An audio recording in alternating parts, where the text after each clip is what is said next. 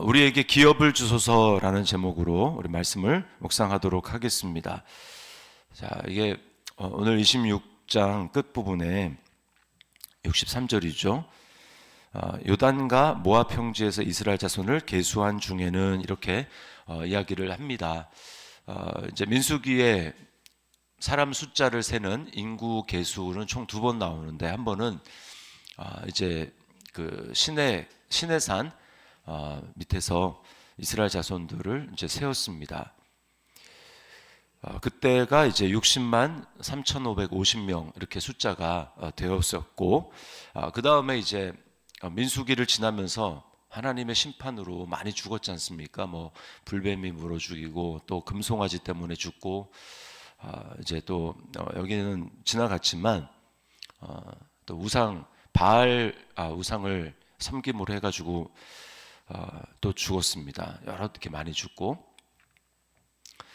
그렇게 했는데 2차 인구조사는 언제 했냐면은 이제 사람들이 다 죽은 다음에 심판을 받은 다음에 그 다음에 마지막 심판이 이제 언제 했냐면 25장에 보면 이제 우상 숭배를 합니다. 그들이 모압에서 바알 부올에게 이제 우상 숭배를 하고 음식을 먹고 그렇게 해서 그들이 죄를 범했는데 그때 또 죽은 사람들이 많이 있었습니다. 그 죽은 사람까지 다 해서 죽은 다음에 그 다음에 이제 계수를 한 것입니다.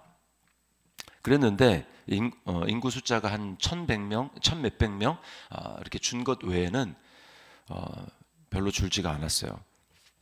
자, 그렇게 한 다음에 이제 27장에 와서 이제 땅의 기업의 분배에 대한 이야기가 이제 나오기 시작합니다. 자, 그랬는데 오늘 이제 주인공은 슬로브앗의 딸들입니다. 슬로브앗의 딸들. 그래서 그들이 이제 므낫세 종족이었는데 므낫세는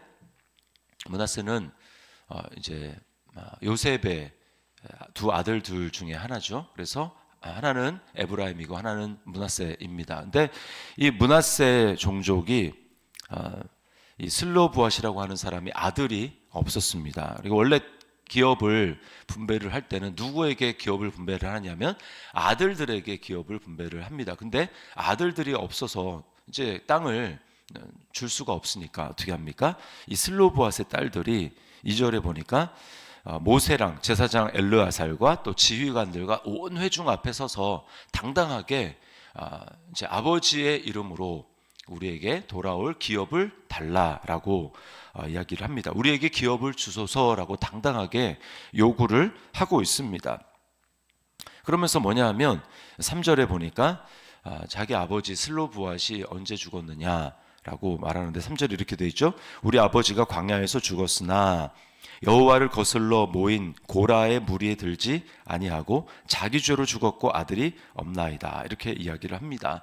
광야에서 죽은 많은 사람들이 있죠. 불뱀에 물려 죽기도 하고 또 시내산에서 밑에서 금송아지 우상을 만들어 가지고 거기서 또 죽기도 하고 뭐 여러 가지로 많이 죽었는데 특별히 이제 뭐라고 얘기하냐면 우리 아버지는 당신과 아론에 대해서 대적하고 리더십에 대해서 반역하고 한 것으로 말미암아 여호와 앞에 불이 나오거나 아니면 땅이 갈라져서 이제 그 삼키는 그런 일에 직접적인 반역에 가담하지는 않았습니다. 그러나 대다수 많이 죽은 게 뭐냐면 제일 많이 죽은 게 이제 광야 생활을 하면서 그들이 38년이죠. 하면서 그들이 제일 많이 죽은 게 바로 가데스 바네아에서 하나님이 가나안 땅으로 이제 정탐꾼을 보내서 들어가라고 했는데 그들이 정탐꾼의 보고를 들은 다음에 민수기 13장입니다. 거기서 우리는 올라가지 않겠다. 거기 가면 거인의 후손들이 살고 있는데 우리는 다 죽을 거고 우리는 그들 보기에 메뚜기와 같을 것이고 우리는 다 죽을 것이다. 이렇게 이야기를 하고 다 그들이 울었습니다. 그 반역이 가장 큰 반역이에요. 그래서 하나님이 다 죽을 거다. 여호수아와 갈렙 외에는 그 땅에 들어가지 못할 것이다. 출애굽할 때 시내산에서 첫 번째 인구 조사를 했을 때 60만 3,550명이었거든요. 그 장정들만 그 장정들 기준으로 여호수아와 갈렙 외에는 다 죽을 거다라고 했고 이제 광야를 뺑뺑이 돌면서 다 죽었습니다. 그들이. 그리고 나서 2차 인구 조사가 이루어진 것이죠. 그리고는 이제 슬로보아스의 딸들이 이제 기업을 달라고 한 것입니다. 자, 우리가 꼭 여기서 기억해야 될 것은 뭐냐? 이들이 이제 땅이라고 그 기업이라고 얘기하는 것은 바로 땅입니다. 그들이 약속의 땅에 들어가서 하나님이 각 가문별로 각 가족별로 분배해 줄 땅.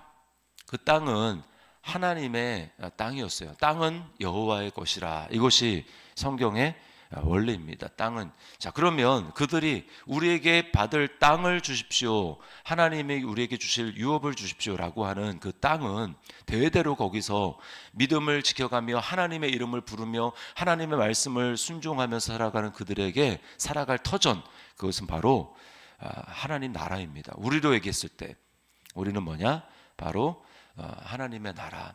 우리가 예수 믿음으로 말미암아 우리가 그 하나님 나라를 눈으로 볼 수 있게 되었고 그 나라에 들어가게 되었습니다.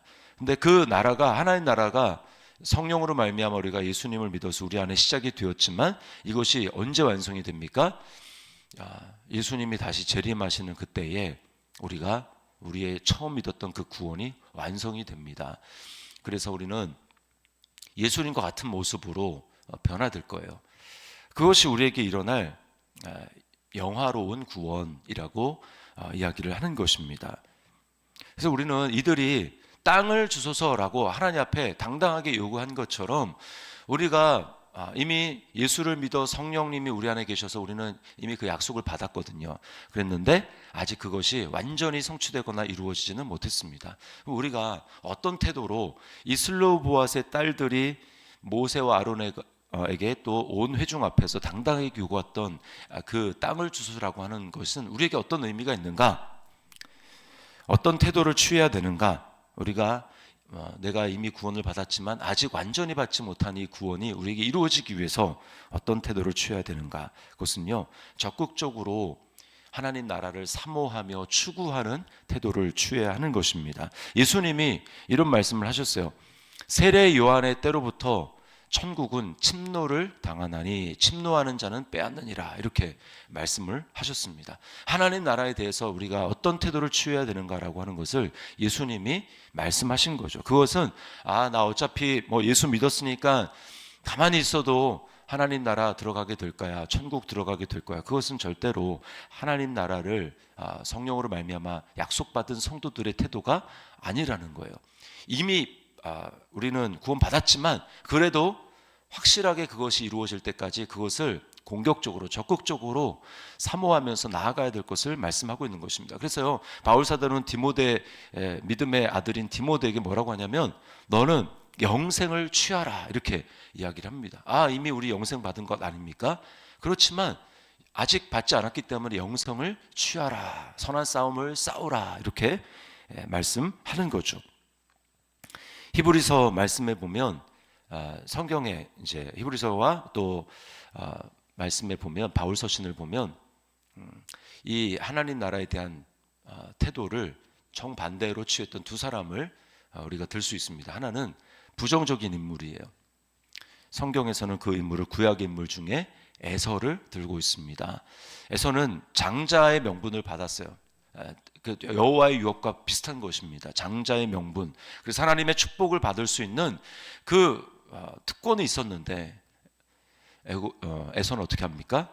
그 장자의 명분, 하나님의 복을 팥죽 한 그릇에 팔아버렸습니다. 그것을 히브리서에 뭐라고 하냐면 에서와 같이 팥죽 한 그릇에 장자의 명분을 팔아버린 자가 있을까? 그런 망령된 자가 있을까? 너희는 두려워하라, 이렇게 말씀을 하죠. 그러면서 히브리서 2장 3절에 이같이 큰 구원을 등한히 여기면 어찌 그 보응을 피하리요. 구약과 신약을 비교하면서 구약의 구원은 천사를 통해서 주어진 거다. 그런데 신약의 그 구원은 하나님의 아들을 통해서 직접적으로 우리에게 주어진 것이다. 어떻게 비교할 수 있느냐? 그런데 구약의 그 큰 구원을 받은 성도들도 그것을 가볍게 여겨서 하나님의 심판을 받았다면 그것과 비교되지 않는 엄청난 큰 구원을 받은 너희가 그것을 가볍게 여기면 어찌 그 보응을 피하리오라고 이야기를 하면서 그러면 안 된다라고 이야기를 합니다. 반면에 신약의 인물 중에서 하나님 나라를 적극적으로 사모하면서 추구했던 인물로 바울 사도를 들고 있습니다. 바울 사도. 바울 사도는요, 뭐라고 합니까? 나는 아직 잡은 줄로 여기지 않는다. 이미 나는 구원 받았습니다. 엄청난 하나님의 은혜를 받고 예수님의 부르심을 받은 그 바울이 나는 아직 잡은 줄로 여기지 않습니다. 오직 한 일, 곧 앞에 있는 것은 잊어버리고 뒤에 있는 것은 잊어버리고 앞에 있는 것을 잡으려고 그리스도 예수 안에서 위에서 부르신 부름의 상을 향하여 나는 달려갑니다. 달려간다고 얘기를 하고, 운동장에서 다른 박질하는 사람들이 다 달아날지라도 상을 얻는 자는 오직 하나인 줄 너희가 알지 못하느냐. 너희도 얻기 위해서 이와 같이 다름질하라 라고 이야기를 합니다. 전력 질주, 운동장에서 육상 경기를 하는 선수들이 전력 질주를 해서 금메달을 향해서 메달을 향해서 뛰는 것처럼 너희도 그렇게 뛰어라 라고 이야기를 하고 있습니다. 그래서 우리는요, 날마다 기억해야 됩니다. 내가 그 나라를 향해서 정말 사모함으로 나아가고 있는가. 에베소서 1장 17절 이하의 말씀에 이렇게 말씀하고 있습니다. 계시의 영을 너희에게 주사, 성령님이죠. 하나님을 알게 하시고 너희 마음의 눈을 밝히사 그의 부르심의 소망이 무엇이며 성도 안에서 그 기업의 영광이 풍성함이 무엇이며. 하나님이 우리를 부르신 그 부름이 무엇인지 성령님을 통해서 너에게 분명히 알아야 된다.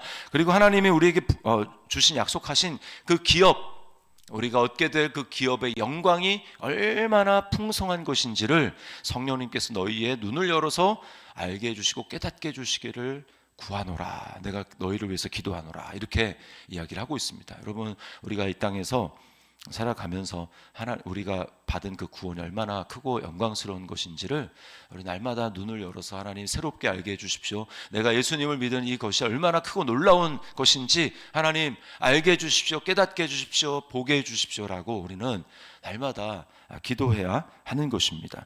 그런가 하면 이 땅에서는 우리는 적극적으로 순종함으로 하나님 나라를 누려야 합니다. 마태복음 5장에 보면 팔복에 땅을 기업으로 얻을 그 약속에 대해서 뭐라고 하냐면 온유한 자는 복이 있나니 그들이 땅을 유업으로 받을 것이며 라고 얘기를 합니다. 온유라는 건 뭘까요? 온유라는 것은 바로 예수님의 성품인데, 하나님이 나를 어디로 이끄셔도 내가 고집을 피우고 원망하고 불평하는 것이 아니라, 이스라엘 백성들이 딱 온유의 반대말입니다. 광야에서 멸망한 이스라엘 백성들, 하나님이 가라고 얘기했는데 자기 판단대로 여기는 안 좋은 땅입니다, 만나는 정말 끔찍합니다, 싫습니다 라고 얘기하면서 원망하고 불평했던 이스라엘 백성들이 딱 온유의 반대입니다. 온유는 예수님이 어떻게 합니까? 하나님이 나를 어디로 이끄셔도 내가 거기에 움직일 수 있는, 하나님이 가라 하면 가고 서라 하면 서고 왼쪽으로 나를 미시면 왼쪽으로 가고 오른쪽으로 나를 밀면 오른쪽으로 가고, 그래서 내 뜻과 내 고집을 주장하지 않는 것, 그것이 바로 온유입니다. 근데 그런 자들이 그 땅을 차지하는 거예요. 그러나 이스라엘 백성들 다 광야에서 2차 인구조사 때 하나도 없었던 그 사람들 60만 명이 넘게 죽은 거죠. 그러니까 60만 3,550명이 한 38년 동안 다 죽은 겁니다. 그 사람들 왜 죽었습니까? 결국은 하나님 말씀에 순종하지 않았기 때문에, 온유하지 않았기 때문에 약속의 땅을 들어가지 못했어요. 그들은 부름을 받은 자였으나 약속의 땅에 들어가지 못했습니다. 우리도 예수 그리스도 믿었죠. 이미 우리에게 약속이 있습니다. 그러나 그 땅을 차지하는 것은 너희의 인내로 말미암아 너희 영혼이 구원을 받으리라, 이렇게 말씀하죠. 우리는 인내하는 그 믿음을 가지고, 온유한 그 믿음을 가지고 날마다 예수 그리스도와 동행하면서 바울 사도처럼 아직 잡은 줄로 여기지 아니하고 바울 사도처럼 믿음의 선한 싸움을 싸우고 달려갈 길을 마치면 그때서야 비로소 그날에 주님께서 나에게 영광의 면류관, 의의 면류관을 주실 것이다 라고 우리가 고백할 수 있는 것입니다. 이 말씀처럼 슬로보앗의 딸들처럼 우리에게 기업을 주십시오, 이렇게 적극적으로 우리 하나님 앞에 요구하며, 오늘도 성령님 내 눈을 밝혀주셔서 내가 이미 얻은 이 구원이 얼마나 영광스럽고 세상과 바꿀 수 없는 이 구원이라는 것을 기억하며 감사와 기쁨으로 우리 하나님 앞에 나아가는, 그 주님과 교제하는 그런 은혜의 새벽 하루가 될 수 있기를 주님의 이름으로 축원합니다.